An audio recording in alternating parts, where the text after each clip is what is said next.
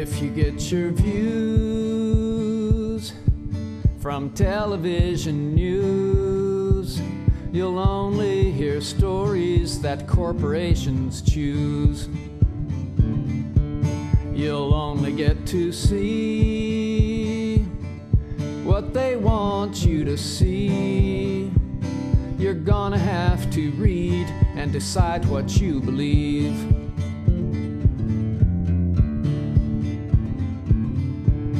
We all watched in horror 911. The planes hit the towers and the towers came down. Did you ever wonder how they fell so fast? Well, maybe that's a question that we're not supposed to ask.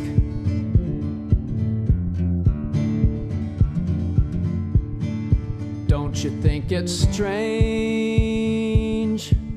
there were no fighter jets? Did someone give the order not to intercept? And if they really scrambled, then why'd they fly so slow? Maybe there's an answer that we don't want to know.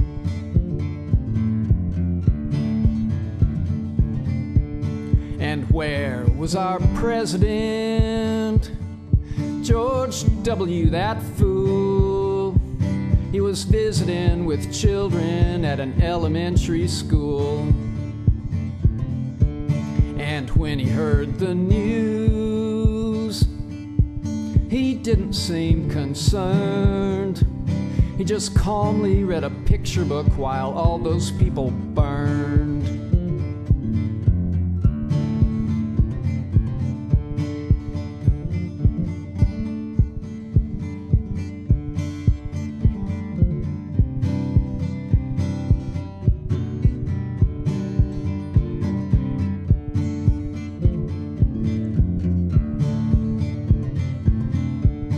The Bushes and Bin Ladens.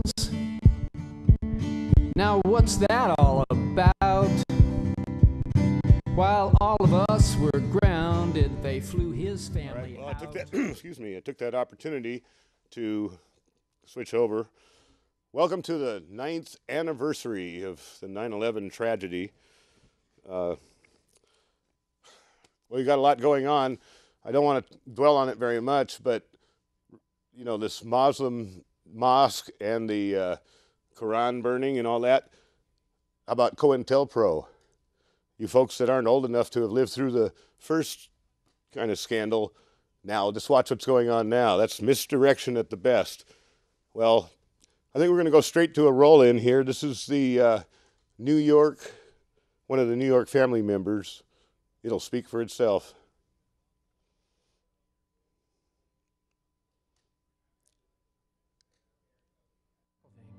My son Bobby was murdered on September 11th, 2001 at the World Trade Center.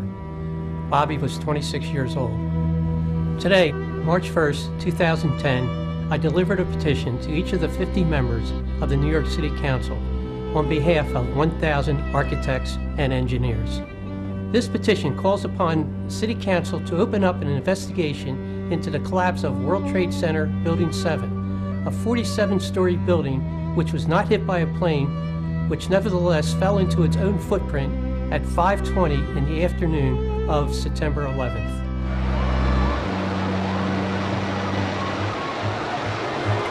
Help us make the City Council take action on the findings of scientists, architects, and engineers who have proven the federal government lied to us about the collapse of Building 7. The collapse of World Trade Center 7 was primarily due to fires. I remember getting a call from the fire department commander. And I said, you know, we've had such terrible loss of life. Maybe the smartest thing to do is pull it.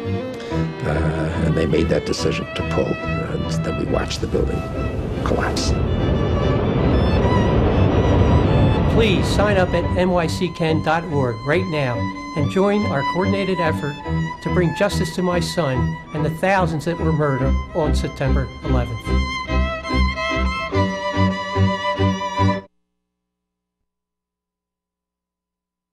Okay, we're going to go right into another video here. Oh, okay, it'll be this one right here. And this is a cousin of one of the firemen. There's actually two of the firemen who died during the 9/11 event or because of it. And this is just an example. I mean, another example. The family members are not at all offended by people who ask questions about 9/11. And, well, again, this speaks for itself. This is just about 10 minutes long, so enjoy.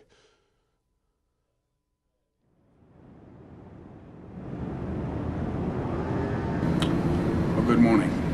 Good morning, thanks. I'm Joe Princiota. I'm an Alaskan, and I'm also a crime scene investigator. Since my father's an artist and there's art in me, I'm really an artist at heart. I approach life that way, but I have an engineering background and I love to talk. So the attorneys liked the fact that I could build rather skillful and accurate models. In those days, the computers were just coming into 3D. Now I use the computers quite a lot and do my modeling in the computer. But I produce models that would help the attorney tell their story to the jury. To do that, I have to go to often the crime scene. I do a lot of criminal defense work. I kept a second apartment in Las Vegas for 14 years, doing a good deal of criminal defense and what we call slip and fall. People who got injured at the hotel were suing the hotel, needed to make an exhibit of how they got injured. So my career has been on artistic, communication, World's Fair communication, courtroom communication, and so a lot of crime scene investigation. So when the situation with 9/11 came about, I was fascinated by the first shock of what really was America's shock and awe. And I was overwhelmed.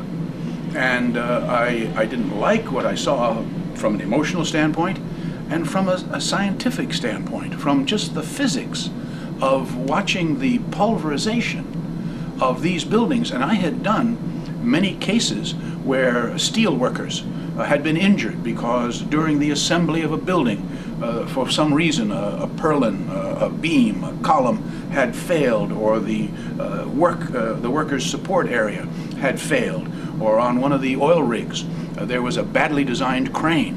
And when it swung around, the weight on the other side of the crane swung over the handrail.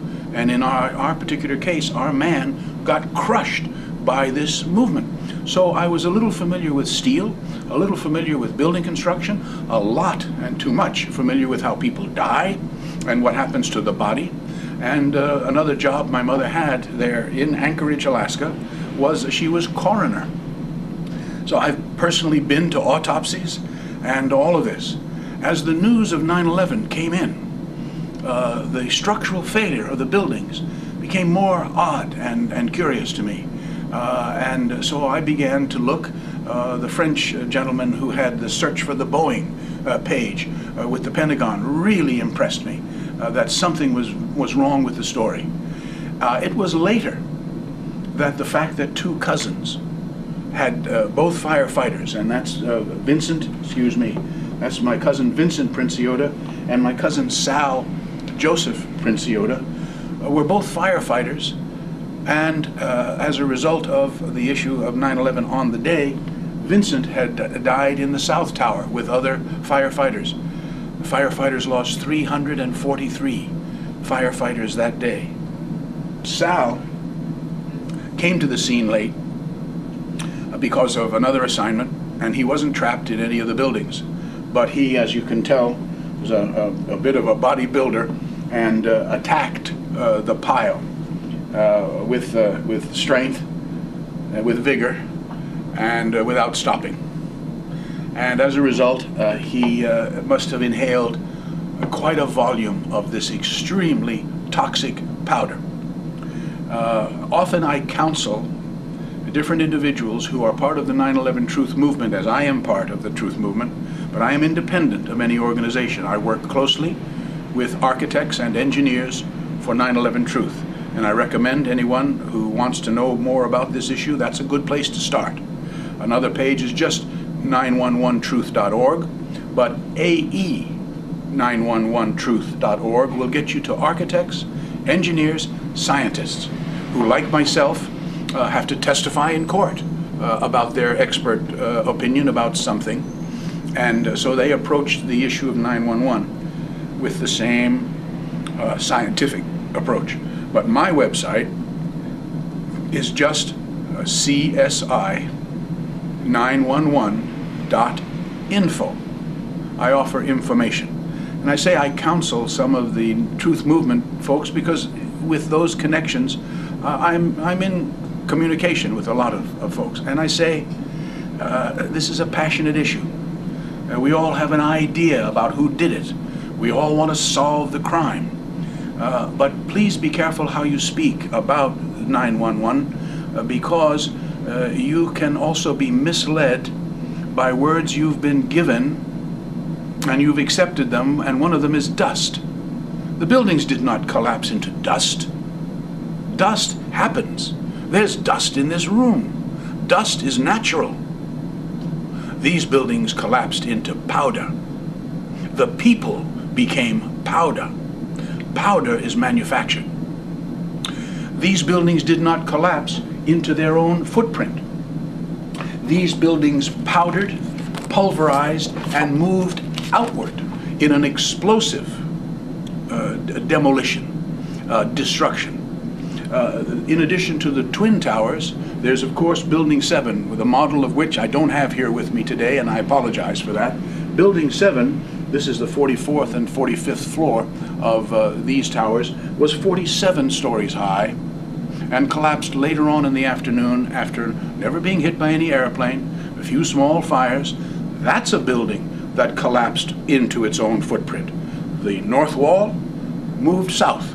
The south wall moved north.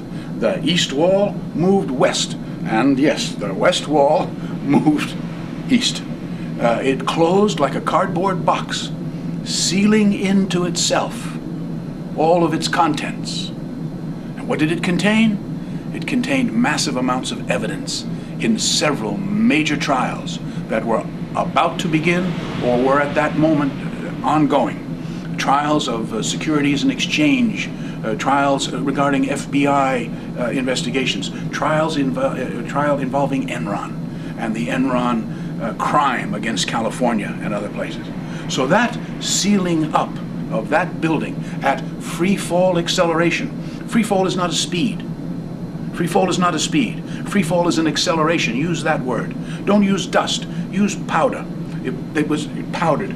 But Building 7 was a classic controlled demolition. Building Tower 1 and Tower 2 were planned demolition. But don't use the word controlled, I suggest, because it was out of control. It was overdone. It was a real crime not done by professionals. Building 7 was a controlled demolition, clearly pre-planned, falling at free fall acceleration, faster and faster and faster during its first 100 feet. Just a classic, blowing out from underneath, somewhere out of camera, the supports sufficient to allow the building to accelerate. And that's what